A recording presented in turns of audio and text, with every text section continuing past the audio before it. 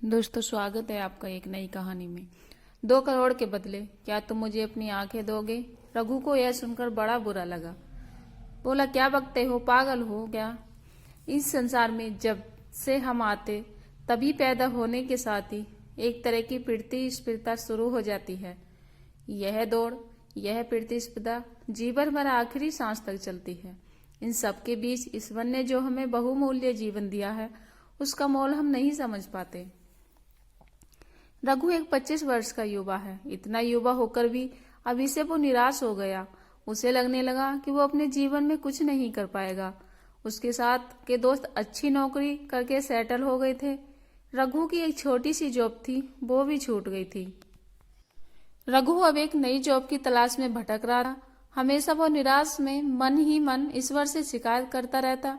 कहता उसने किसी का बुरा नहीं किया, ना ही चाहा, फिर भी उसके साथ यह हुआ। वो परेशान है, भटक रहा है। जॉब के लिए वो लोकल बस में सफर करता है। चेहरे पर निराशा ही रहती थी। ना अच्छे से किसी से बात करता। यूं तो बस में कई लोग आते जाते, लेकिन एक विशेष इंसान उस बस में रहता था जो सभी का ध्यान अपनी ओर आकर्षित करता था। वो युवक लगभग 35 की उम्र का था। वो व्यक्ति रोज विंडो सीट पर बैठता था, और अगर इसे विंडो सीट नहीं मिलती तो वो जो भी विंडो पर बैठा रहता उसे रिक्वेस्ट करता कि उसे विंडो पर बैठना है। व्यक्ति बड़ा अजीब था। रंग बिरंगे कपड़े पहनता था, हाथ में 7 कलर के बैंड पहनने था। बस में बड़े जोर से रहता था। उसकी आंखें बाहर खिड़की में ही देखती रहती थी, और कभी कभी तो देखते देखते वो खुश होकर अपनी सीट से उछलता भी। बस में कोई उससे खुश होता तो किसी को परेशानी भी होती, लेकिन उससे कोई फर्क नहीं पड़ता। वो हमेशा खुश रहता। सभी ने उसका नाम रंगीला रख दिया। एक दिन वो बस में चढ़ा तो रघु को उसने रिक्वेस्ट की कि उसे खिड़की पर बैठने दे।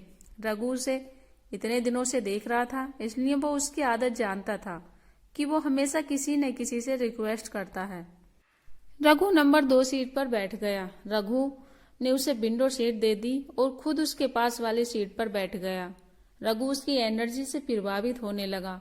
उसको हंसता देख निराश रहने वाले रघु के चेहरे पर भी हंसी आ गई। उसकी अजीब हरकतें, अपने आप से ही कुछ बोलता रहना, यह रघु को अच्छा लगा। उसके इस तरह से स्वभाव के कारण रघु का उससे बात करने का मन किया।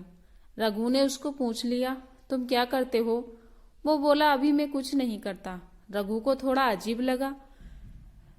रघु ने बोला, क्या मतलब कुछ नहीं करते, कुछ काम नहीं करते? वो बोला, नहीं, अभी मैं काम नहीं कर रहा हूँ। रघु बोला, तो फिर शायद तुम अमीर घराने से होगे। वो बोला, अरे नहीं भाई, हमारे पास कोई दौलत नहीं है, जो भी था वो भी सब चला गया। रघु को उसकी बातों पर भरोसा नहीं हुआ। उसने सोचा कि वो व्यक्ति झूठ बोल रहा है या रघु को बताना नहीं चाहता, इसलिए रघु ने उस बात को वहीं खत्म कर दिया और फिर से चुपचाप बैठ गया। रघु को चुप देखकर वो आदमी बोला, अरे क्या हुआ, तुम तो चुप हो गए? मैं तो तुम्हें अक्सर देखता हूँ, तुम हमेशा निराश रहते हो, हंसते ही नहीं हो। क्या हुआ, कुछ बताओगे? रघु ने थोड़ा तंज मारते हुए बोला कि भाई, हंसने के लिए भी पैसा चाहिए। हम कोई आपकी तरह थोड़ी हैं। हंसने की, खुशी होने की वजह से हमारी किस्मत में यही लिखा है, हमारे साथ तो भगवान भी नहीं देता। वो व्यक्ति बोला, अच्छा ऐसी बात है तो तुम मेरे आज से पक्के दोस्त, मैं तुम्हें अभी 2 करोड़ रुपए दूंगा। रघु ने इसकी बात को हंसी में उड़ाया। वो फिर बोला, सच में दूंगा, लेकिन मेरी एक शर्त है। 2 करोड़ के बदले क्या तुम मुझे अपनी आंखें दोगे? रघु को यह सुनकर बड़ा बुरा लगा। बोला, क्या पकते हो, पागल हो क्या? वो बोला, अच्छा चलो 5 करोड़ अब दोगे? रघु ने कहा कि अब तुमने बकवास की तो मैं यहाँ से चला जाऊंगा। वो व्यक्ति बोला, अरे भाई, बुरा मत मानो, समझो तुम 5 करोड़ तो क्या, कितने भी पैसे में अपनी आंख किसी को नहीं दोगे। मतलब तुम्हारी आंखों का कोई मोल नहीं है, यह अनमोल है, और ईश्वर ने यह तुम्हें ऐसे ही दी। न सिर्फ आंखें, बल्कि तुम्हें हर चीज अनमोल है। तो बताओ फिर तुम गरीब कैसे हुए? रघु यह व्यक्ति की बात तो सुनने लगा। उस व्यक्ति ने बोला, सोचो अगर तुम्हारी आंखें नहीं होती तो तुम कुछ देख नहीं सकते तो क्या करते? रघु बोला, मैं कैसे भी करके अपनी आंखें मांगता। व्यक्ति बोला, ईश्वर ने तुम्हें सब दिया, उसका धन्यवाद करो, मैं भी तुम्हारी तरह ही सोचता था। फिर आज से 7 साल पहले एक बीमारी की वजह से मेरी आंखें नहीं रहीं। बस मुझे तब एहसास हुआ कि मेरे पास इतनी अनमोल चीज थी जो उसने दी थी और मैंने उसकी कदर नहीं की। बहुत सालों बाद मुझे अब आंखें मिली ऑपरेशन से। मैं बस यही मांगता था कि मेरी आंखें मुझे मिल जाएं, ईश्वर की बनाई यह दुनिया में फिर से देख सकूं, सिर्फ काला नहीं सारे रंग में देख सकूं। मेरे घर वालों ने जो भी किया सिर्फ इसलिए ही किया, और जब मैं देख पा रहा हूं तो मुझे ऐसा लग रहा है कि मुझे कुछ भी नहीं चाहिए। तुम्हें उसने सब दिया है तो तुम्हें उसकी कदर नहीं है। जो मिला उसकी कदर इंसान करता नहीं है। देखो कितनी खूबसूरत दुनिया है और तुम इसे देख सकते हो, काफी नहीं है और क्या चाहिए।